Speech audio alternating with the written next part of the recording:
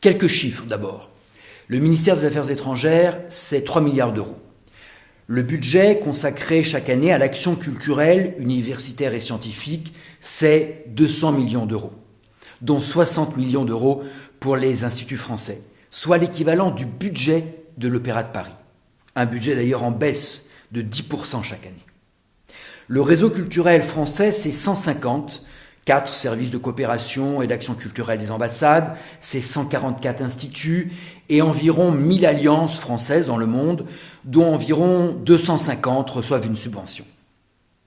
On a beaucoup parlé de la baisse de l'influence de la culture française à l'étranger, cette fameuse diplomatie française, ce fameux soft power. Manque de visibilité, de cohérence, d'ambition, manque de moyens. Les instituts fermaient depuis quelques années à vue d'œil, c'est vrai, c'est une réalité. En 2010, et après de longues hésitations, Bernard Kouchner a lancé une réforme en créant un opérateur unique de l'action culturelle extérieure de la France, l'Institut français. Objectif, mettre un peu d'ordre, bien sûr, chapeauter l'ensemble des différents acteurs. C'est une bonne réforme sur le principe. Elle était même d'ailleurs attendue par l'ensemble des professionnels.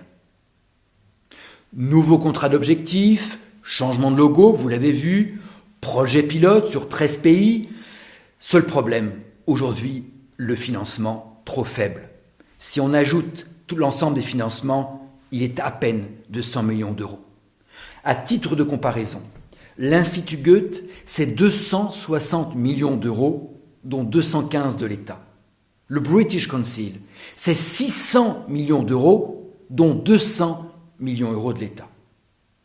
Il faut doter notre action culturelle de vrais moyens budgétaires et humains à la hauteur de ses ambitions. Il faut par exemple créer un secrétariat d'État ou nommer un ambassadeur honoraire chargé de conduire un conseil d'orientation stratégique réunissant tous les acteurs de l'action culturelle, les ministères, les médias français, les professionnels de la culture, des collectivités locales françaises. Il faut revoir en profondeur la gestion des ressources humaines dans le recrutement et la carrière des personnels.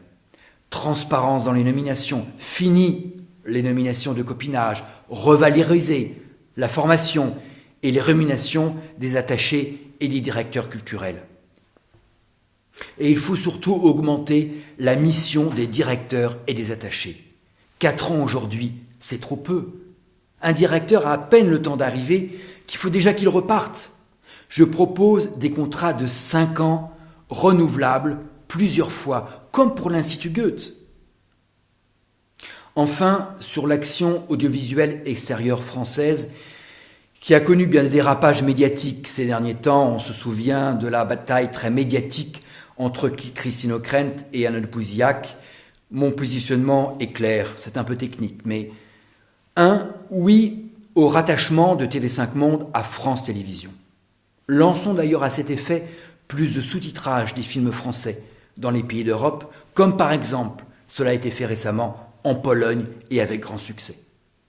Deuxièmement, oui à la fusion entre RFI et France 24. Négocions plus de canaux de diffusion pour France 24 et ne laissons pas tomber l'aspect européen à RFI. Pourquoi ne pas avoir toutes les demi-heures un journal européen plutôt qu'un journal africain? Enfin, oui à l'obtention des droits européens de streaming afin de regarder à volonté dans toute l'Europe sur Internet les programmes de France Télévisions.